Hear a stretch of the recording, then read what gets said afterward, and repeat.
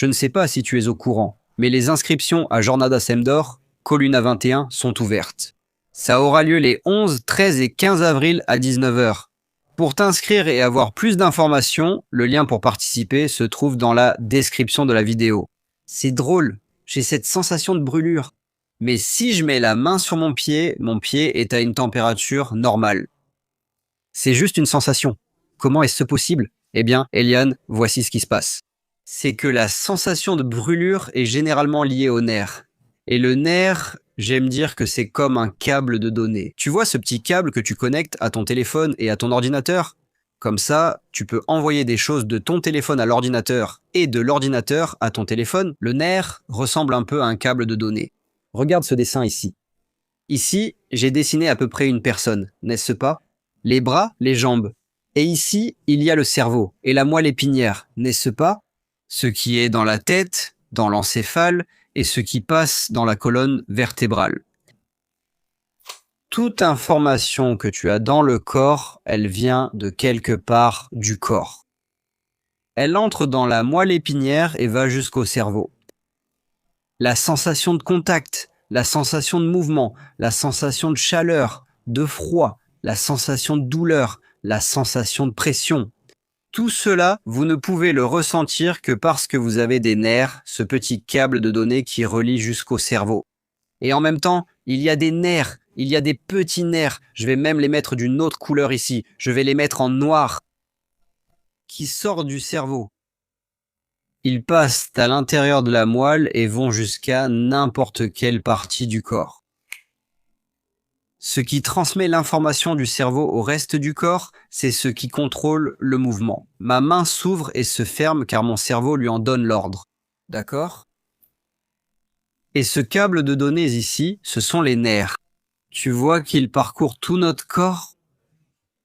Nos nerfs, ils ont cette capacité de parcourir de longues distances et de transmettre des informations. Tout au long de ce trajet, de tout ce parcours du nerf, il se peut qu'à certains endroits, ils subissent une compression. Alors, qu'ils soient irrités d'une certaine manière. Et quand cela arrive, on a certains symptômes où le nerf qui transmet l'information au cerveau commence à défaillir. Et alors, vous avez des symptômes de brûlure, comme ce que vous ressentez au pied. Vous avez des symptômes de picotement, des symptômes d'engourdissement et des symptômes de douleur. Ou alors, s'il y a une compression, une partie qui comprime ces nerfs, qui irrite ces nerfs, ce qui défaille, c'est le nerf qui transmet l'ordre du cerveau, qui contrôle votre pied, par exemple. Donc, dans ce cas, ce que vous allez avoir, c'est que vous allez perdre de la force, perdre de la stabilité et perdre la capacité de contrôler votre pied. Beaucoup de personnes qui ont le diabète, ou qui ont eu une blessure, ou qui ont un autre problème, ont ce qu'on appelle le pied tombant. Elles n'arrivent plus à relever la pointe du pied. Cela arrive précisément parce qu'il a perdu cette capacité à contrôler le pied.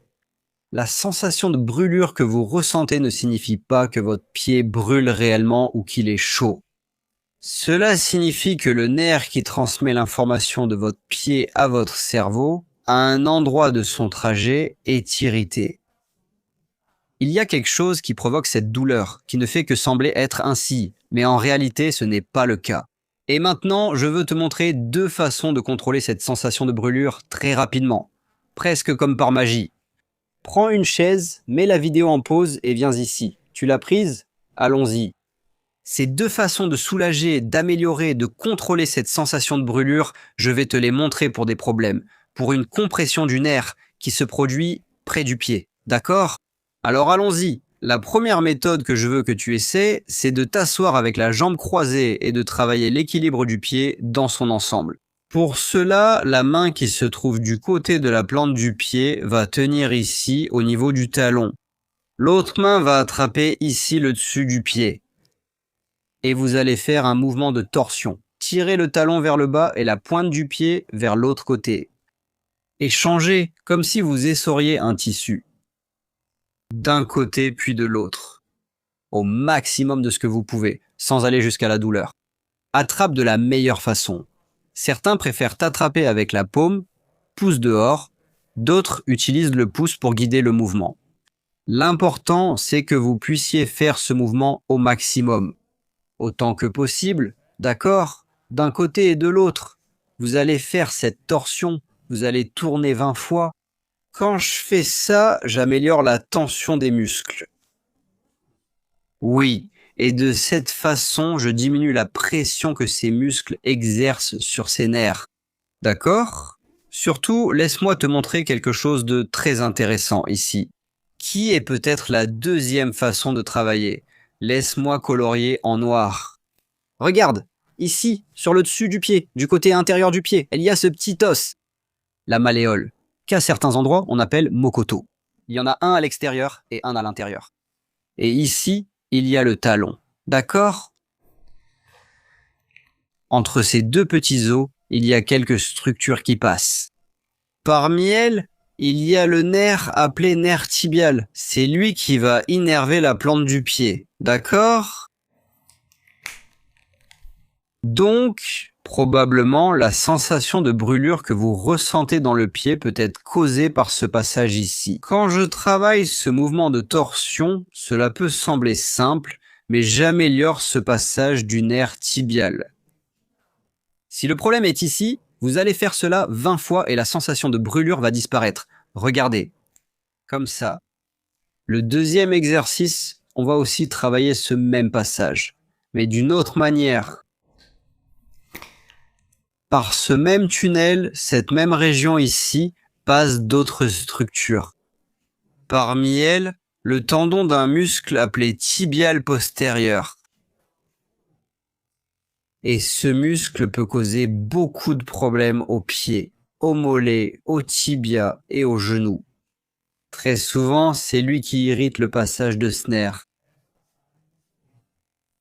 Ce que je veux t'apprendre maintenant, c'est une façon simple d'améliorer ce muscle qu'on appelle le tibial postérieur.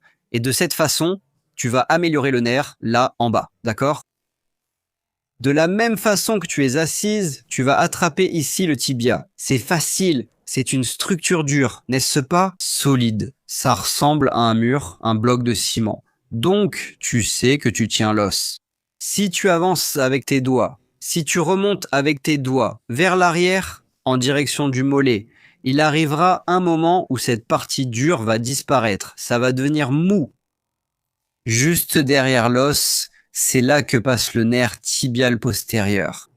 Alors, tu vas venir avec tes pouces, regarde, derrière l'os du tibia, derrière l'os du tibia, en cherchant des points douloureux. Vas-y doucement, car ça peut être très douloureux.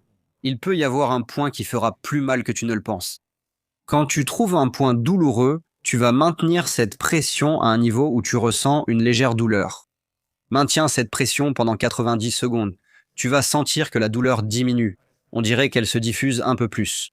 Et la résistance du muscle va diminuer. Il va devenir moins tendu. J'ai un collègue qui dit que ça commence comme de la viande de 3e qualité et ça finit comme de la viande de 1re qualité.